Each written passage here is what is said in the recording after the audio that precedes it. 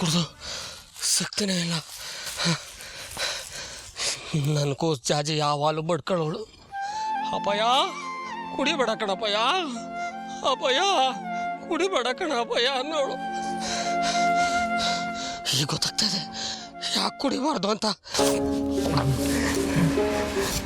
ಅವ್ವ ಬಿಸ್ಲು ಮಾರಿ, ಶಕ್ತಿ ಕೊಡು ತಾಯಿ. ಅದ್ಯಾವುದೋ ಚಕ್ರಾಪುರಿನಂತೆ ಅಲ್ಲಿಗೆ ಹೋಗ್ಬೇಕು.